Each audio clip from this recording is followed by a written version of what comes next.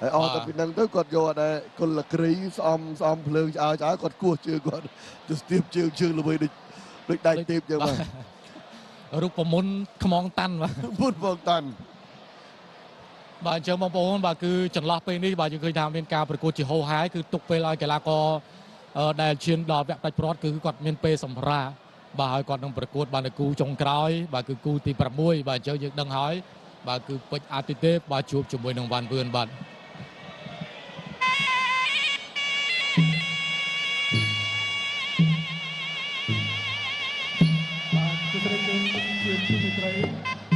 ជាបន្តក្បាច់ក៏សូមជូននៅសមាជិកប្រកួតបាត់គូអន្តរជាតិបាទគុណខ្មែរប៉ះអ៊ីរ៉ង់ដូចតទៅ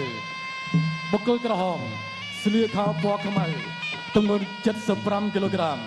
កម្ពស់1ម៉ែត្រ85បាទពិសោធន៍ប្រកួតចំនួន193ដងឈ្នះ152ដងចាញ់31ដងនិងស្មើ10ដងក៏ធ្លាប់ដូរដៃគូប្រកួតរបស់ខ្លួនឲ្យសន្លប់ចំនួន70ដងគឺជាកីឡាករមកពីក្លឹបប្រដាល់នាគរាជចតុមុខនៃសមាគមកីឡាក្រសួងមហាផ្ទៃ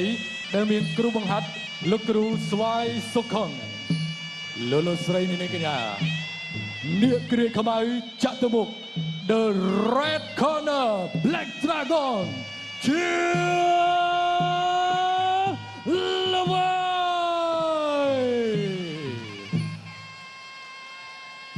ចំណែកដៃគូប្រកួតរបស់គេបង្គោលធៀវស្លៀកខោពណ៌ទឹកក្រូចទម្ងន់75គីឡូក្រាមដូចគ្នាកម្ពស់1ម៉ែត្រ88បទពិសោធន៍ប្រកួតចំនួន45ដងឈ្នះ35ដងចាញ់10ដងស្មើ1ដងនិងធ្លាប់ដួលគូប្រកួតឲ្យសន្លប់ចំនួន9ដងលោកស្រីនាងកញ្ញា The Blue Corner from Iran Ramya Rakili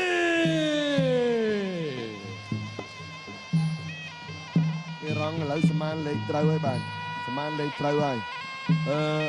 មុខស្លូតវាយកាចមុខកើកវាយស្លូតខ្លះមកចេញទាំងកាចមកទាំងរៀងរើទាំងក្បាច់គុណទាំងមុខមាត់ខ្លះស្លូតយកតែមែនតែមកមុខស្លូតហើយវាយស្លូតទៀតដែរចូលមកដល់បានព្រុសតែម្ដងបាទដែរ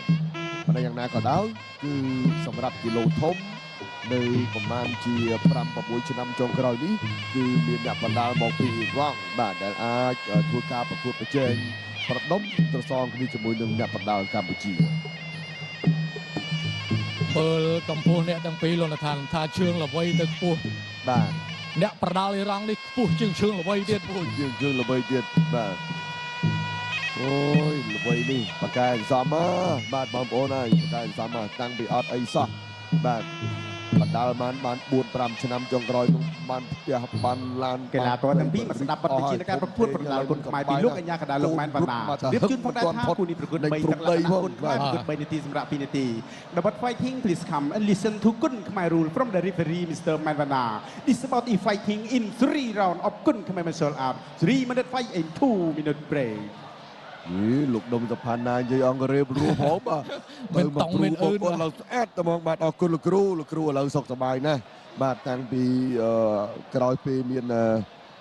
អគិភ័យបាទលោកគ្រូក៏បានធ្វើការសាងសង់បដាទៅតាមធនធានបាទដែលមានជូនពរលោកគ្រូបាទឲ្យកាន់តែមានសុខភាពល្អក្នុងដំណើរ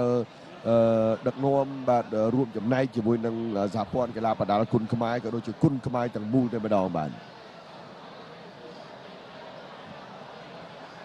នៅខាងបង្គោលក្រហមមានលោកស្រីរាជបុត្រនៅខាងបង្គោលខៀវមានគ្រូរបស់អូម៉ានេះបាទគ្រូរបស់អូម៉ាត្រៀមប្រុងព្រៀបប្រកួតប្រដាល់គុណខ្មែរកម្ពុជាអ្នកចម្បាំងអូតគូមិត្តភាពអន្តរជាតិរវាងកម្ពុជានិងអ៊ីរ៉ង់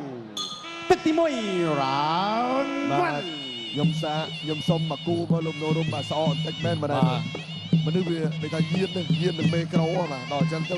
ឃើញតែគេវាយនឹងទឹកចិត្តតែលមាស់មាត់បាទគាត់ស្ដាំអូប៉ុនគ្រាល្អណាស់គូនេះបាទគាត់ឆ្វេងជើងល្វីបាទជាមួយនឹងកីឡាកររ៉ាប់យ៉ាបាទរ៉ាប់យ៉ាថយធាក់ឆ្វេងរបស់រ៉ាប់យ៉ាល្វីតបស្ដុំអូយគាត់នឹងបាត់ដៃហូតឡើងហឹងតែម្ដងវិញសង្វៀនបាយ័នស្ទឹងមានជ័យរ៉ា រ៉ាំយ៉ាជួបចំមកតិចរ៉ាំយ៉ានេះក៏រដៃណាតន់តែជើងនេះកាយឆ្វេងរបស់ជើងល្បីរ៉ាំយ៉ានេះអោនតិចរ៉ាំយ៉ាកុំបាក់ប្លោះបាទបាក់ប្លោះចូលឡើយហើយទាត់ក្រោមពីល្បីទាត់មួយទៀតហើយទុំបាទជើងទុនល្វែកអញ្ចឹងបាទជើងទុនល្វែកចាប់ភ្លេចប្រុងព្រៀបខ្លួនហើយឡើយនេះកែងវិញឥឡូវអូយជំរាវកែងល្បីណាស់បងប្អូនហើយបាទកែងរបស់គាត់គឺ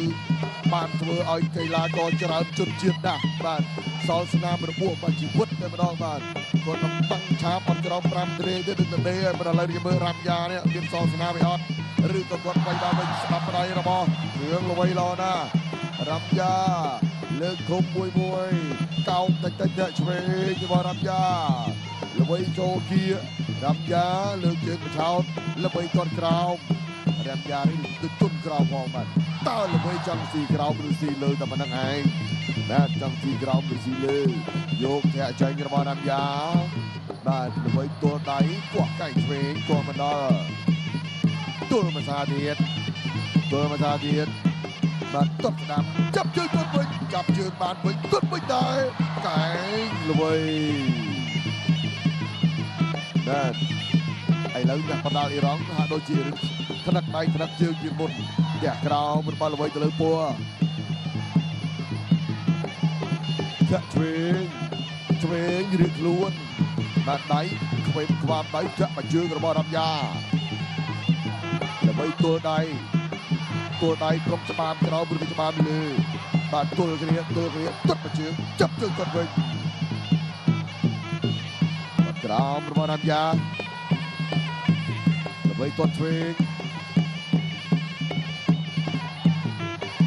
បាទយល់ទៅវិញទៅមកទល់ចេញពីរ៉ាំយ៉ាល្បីចូលគៀកទាត់បាទបត់បានហើយបត់បានហើយមួយក្រោយជុំហ៊ូតែម្ដងនេះបាទកែឆ្វេងរបស់ជើងល្បីលឿនមែនទែនបាទឆ្មក់ឆ្វេងទៅលើកីឡាកររ៉ាំយ៉ាវ៉ាគីលណានថែគីលទៅមិនរួចទេបត់កែឆ្វេងនេះស្អាតពេកហើយបងប្អូនហើយឥឡូវមើលនេះគៀងដល់ជ្រុងគៀងមកពឹសអូយមើលសឹងតែមិនចង់ទាន់បងប្អូនហើយឥឡូវមើលម្ដងទៀតបាទយល់អើយម៉ាច់ឆាកលេងខ្លួនពួនក្បែរជ្រុងដែលបង្គោលសបាទពិតជាមិនធម្មតាទេបាទក្បាច់ពិសេសរបស់ជើងល្បីបងប្អូនអស្ចារ្យមែនទែនបាទក្បាច់ម៉ាច់ឆាកលេងខ្លួនរបស់បាទជើងល្បីប៉ុន្តែយ៉ាងណាក៏ដោយក៏សូមផ្ទះដៃលើកទឹកចិត្តដល់អ្នកបណ្ដាលអ៊ីរ៉ង់មួយសិនបាទមិនងាយរគីឡូបាទបានធំចេះទេយ៉ាងជើងល្បីក៏នៅតែមានផ្លែមុតល្អដូចមុនដដែលបាទផ្លែក្រោមផ្លែលើ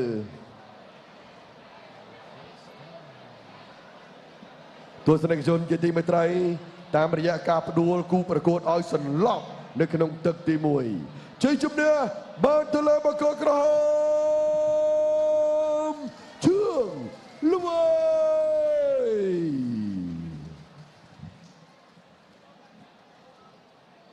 ខ្ញុំបាទមានកិត្តិយសជាថ្មីម្ដងទៀតបាទសូមគោរពអញ្ជើញអ្នកអង្គការលៀងពៅហៅពីតើអគ្គនាយកក្រុមហ៊ុនបាទស៊ីម៉ងអ៊ីនស៊ីដែលមានស៊ីម៉ងអូតនិងស៊ីម៉ងវីបាទលើកនេះគឺផ្ដល់ការលើកទឹកចិត្តច្រើនមែនទែនបាទទស្សនិកជនពុកម៉ែបងប្អូនទឹកប្រាក់រង្វាន់លើកទឹកចិត្តចំនួន4លានរៀល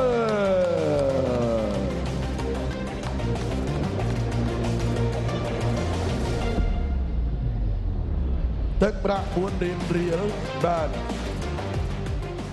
និង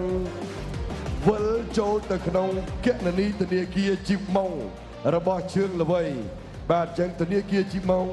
បាទផ្ដល់ជូនឲ្យលោកអ្នកនៅបាទការសន្សំប្រាក់